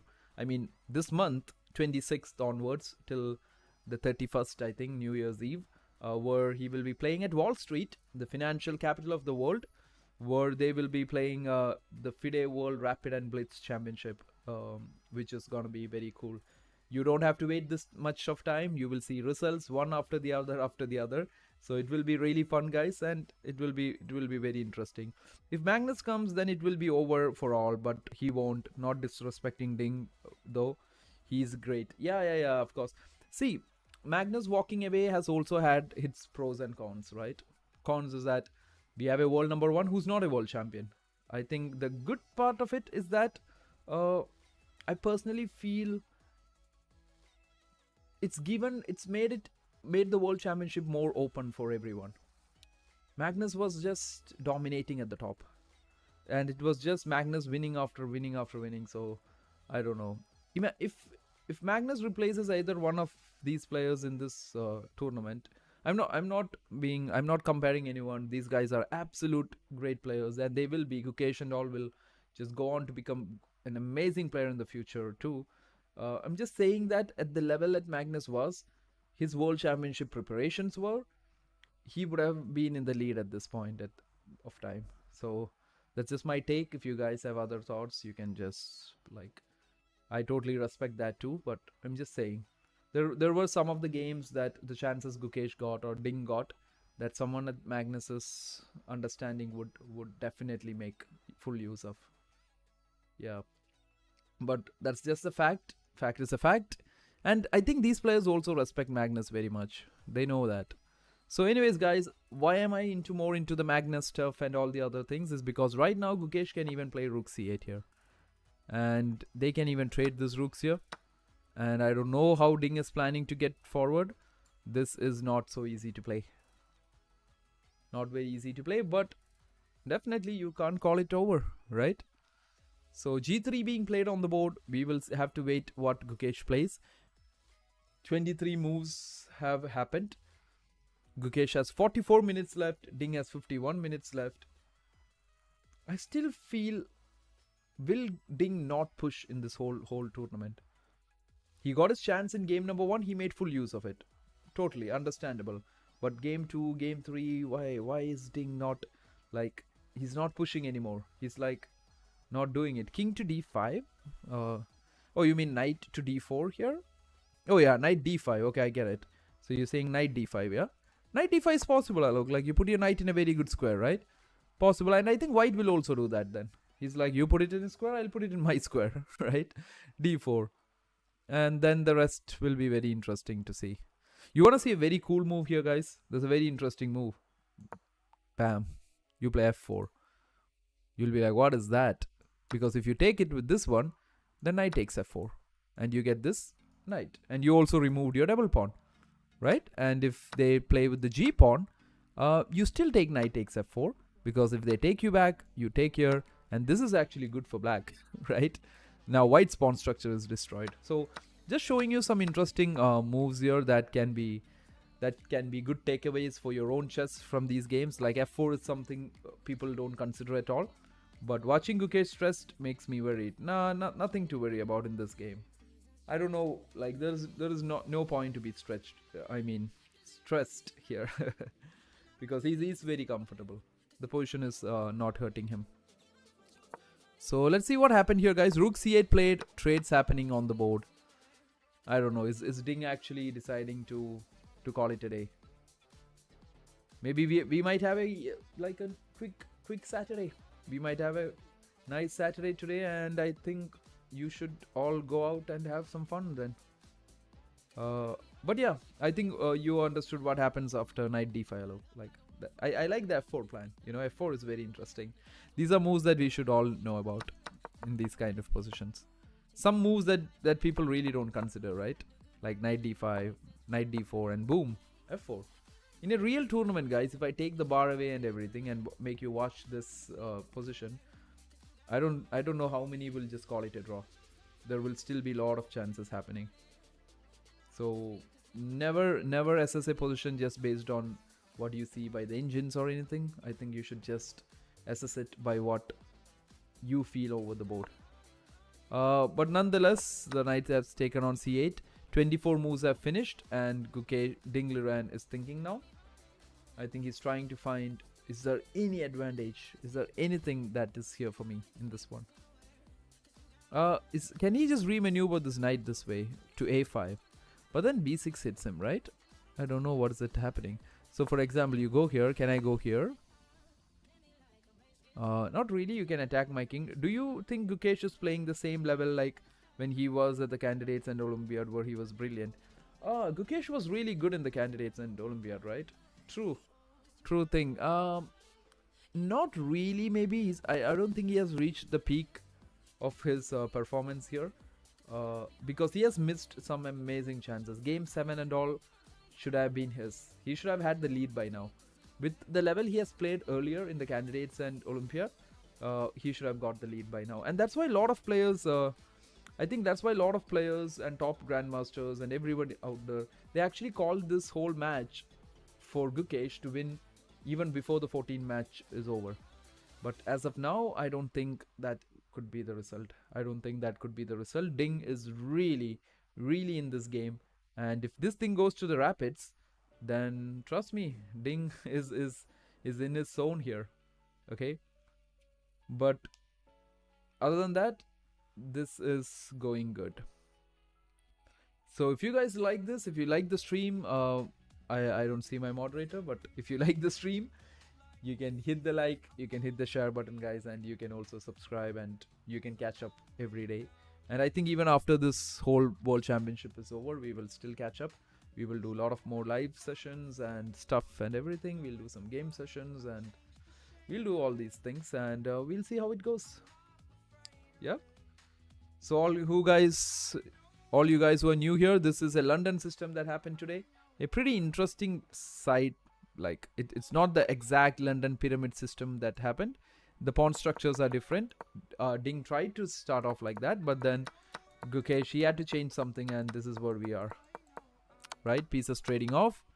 Not an easy position to play for black, but Gukesh was very accurate. This is a very important maneuver. Bishop d7, bishop e8. You just couldn't keep that bishop here. That would have been very bad. So rook takes, king f1. King comes in, and then yeah, trade the pieces, and that's where we are. So that's what's happening, guys. Game number 10. And we are down to 24 moves here. Both players have 40, close to 40 minutes approx. And they have to finish the rest of the 16 moves in the next 40 minutes. And that's where we are. So if you guys have any questions, any more questions, do let me know. I got some very interesting questions that is outside the board at this moment, like not something over the board things, but off the board things. But that was good, guys. That was fun answering them. And just take all those POVs and stuff about Magnus and all. It's just my call on it. I know you guys might have a different take, and you might have different favorites. So just not a problem at all. Okay. So you keep watching and give me a second.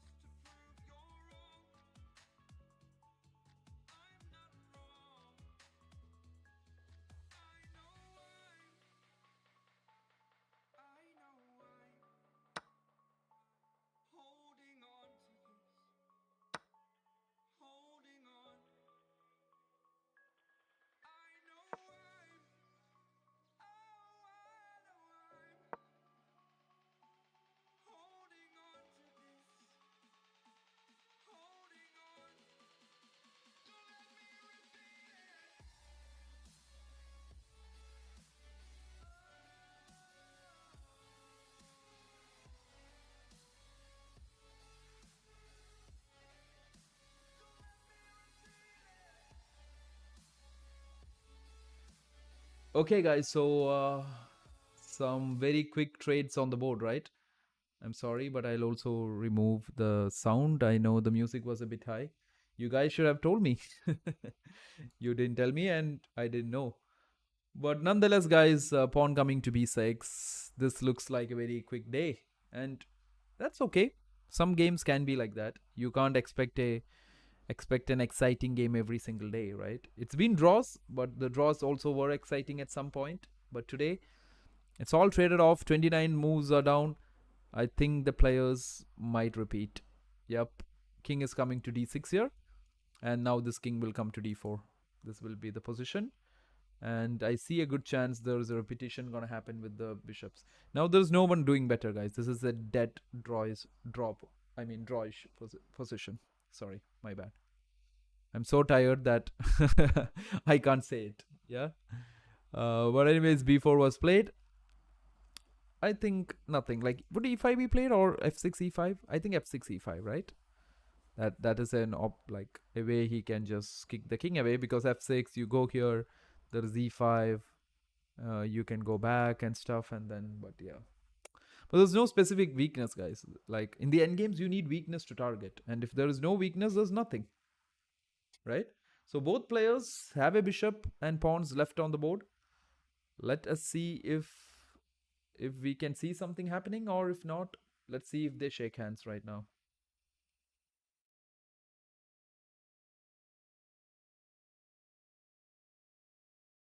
So that is the World Championship game number 10. If you guys are new here, what's the interesting thing that you can do is you can hit the like buttons and share and subscribe and all. Oh yeah, he did play f6. Okay, I didn't know that he would. But on the other hand, guys, I think I'll also try to make a good fun recap. I'll be doing a recap live on all the games that has happened till now, with analysis of from game number 1 to 10. Like I'll try to record it and stuff, but if you guys like it, you can watch it, and to watch it you have to maybe subscribe here and you have to be here, right? So that's something that I think would be interesting to work on. But other than that, this is going down the wire to an absolute draw, if you ask me. And I don't want to give any more hopes. This position looks like dead equal. Like, not the most exciting of Saturdays, isn't it? Not the most exciting of days for chess fans because there was no fireworks on the board today. Both players decided that there's nothing happening today. I think this was the same case in the game number 9 also. There was some critical moments there, but I don't think there was much of an excitement for the fans because of the fact that it was uh, it was also a very accurate game, guys. And even if you take today's game, it's very high accuracy because Ding I think has played at 98.5 plus, and same is the case for Gukesh. 98.5 plus is the accuracy. So you don't expect people to make blunders at that level, right? If they're playing at that level. And here we go. The repetition is happening on the board. Today is going to be an early wind up, just 2 hours of chess, and you guys are off. Yeah. Oh, well, that's interesting, guys. I think they are repeating. They are repeating. They know that there's no point in wasting their energy today. They will be Gukesh will be very happy. He got the draw he wanted with the black pieces. Very solid. He will come out today. So tomorrow will be a very exciting Sunday because trust me, guys, Gukesh will come out all guns blazing. He gets the white pieces, and Gukesh will not drop it. Today, just unfortunately for today, the players were not excited for some risk taking adventures because the game just goes into a draw. The game has ended and it is a draw. So if you guys have any final questions, do let me know. I'll just give you a quick recap of what just happened in this game. Not too many moves, it's just 36 moves there. And white starts with d4. I thought it would be a very exciting London system game today, but that did not happen. Bishop e2, bishop d6. Gukesh tried to just stick to the structure he played in game number 7, which was an exciting 6, which was an exciting London system game. Then he takes the pawn on c5, takes c5, c4 was played, castling, knight c6, and then comes knight to c3. Give me a second, guys. Yeah, then comes knight to c3, and at this point, he plays the move. Pawn takes c4, bishop takes c4, knight h5 was played. Bishop g5 attacking the queen. Bishop came back. Knight e4. Ding tried for some very minute advantages which he just couldn't achieve. Takes, queen takes, rook takes, bishop takes, straight trade, everything. There was some problem in the structure. It's a doubled pawns, but it's in a group of pawns, but that's okay. You have an isolated pawn on h7, but it was just not enough. Rook c1, and Gukesh just went on to just trade everything. Right? They just kept trading the pieces, and then I think Ding by now just agreed that okay, you want to draw, let's make a draw. I don't mind. They just trade like repeated moves, and the game just ended in a very solid draw. Right? So that is what happened in game number 10. We have just 4 more games to go, guys, and that is something you do not want to miss. Tomorrow is game number 11, and we have game number 12 happening the next day on Monday, after which there will be a final rest day on Tuesday. Then by Wednesday and Thursday, this whole World Championship will be settled. 14 games will be over. And if there is no one having a lead after that, then we go to tie breaks, which will be the exciting Rapid and Blitz Championship. I know you are looking forward to it because I am. I'm certainly looking forward to it. And if we get there, that will be something super exciting, isn't it? But that's all for today, guys. That's all for today. If there is any final questions, do put it in the chat. I will get to that if you want to ask me anything. We will also be uploading this whole recap stuff, and if you're looking for more other contents, you can catch us up at Instagram. The same thing as the One Chess. You can catch me up there, and there will be some interesting content there for you. Okay, there's something waiting there for you, and I don't think I will disappoint you there, right? So, anyways, game number 10 ends in a draw. It's still 5-5, nothing to break these two guys. And that's where we are going for game number 11 tomorrow. Same place, same time. I'll see you all. Until then, you take care. Bye bye.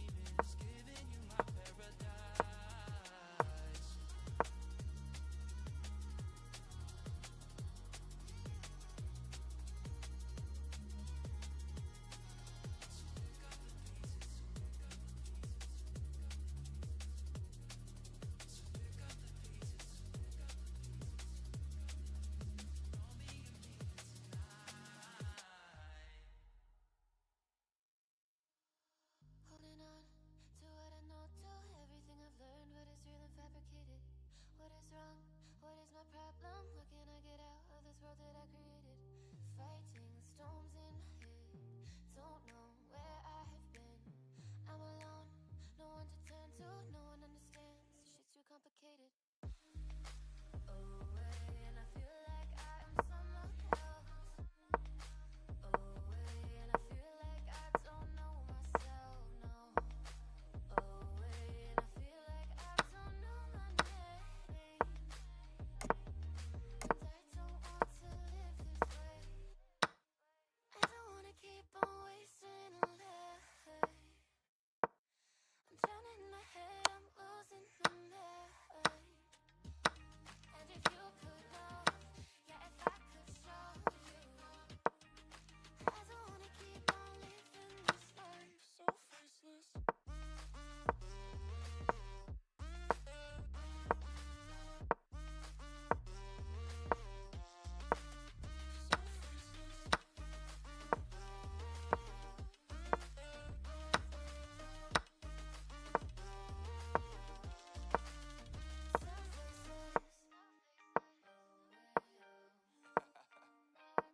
Yeah, unknown brain, Marvin Divine, and we back. Can't nobody tell me nothing. Made it through the rain, I turn nothing into something. No more dealing with their assumptions, cause I do what I gotta do and I know, can't nobody do it like me. All they do is judge me for who I might be. Maybe if they took some time to pick my mind and see that I'm cooler than lemons and iced tea. All I wanna do is live it up with the homies. Everybody really talking as if they know me, but I guess I gotta face it. I'm so tired of being faceless. I don't wanna keep on wasting a life.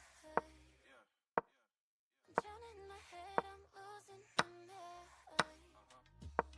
And if you could know, yeah, if I could show you, I don't wanna keep on living this life so faceless.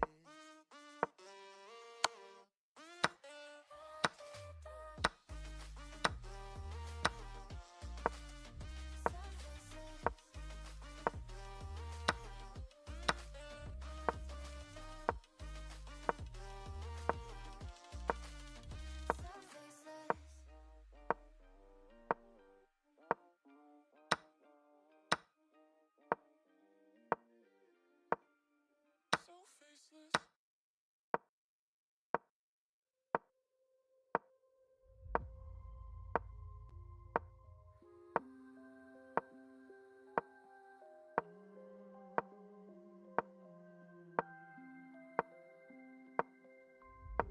Children used to run and play. Look at all the mess we made. Guess I never know where it went wrong. Sometimes I feel like all that's sad, cause we're old and people forget. In this crazy world I don't belong. I see fire burning but I close my eyes. Everything is falling out of place. I see trees ripped from the ground, but nobody makes a sound. I see fire burning, but I'm fine. No, you're nobody.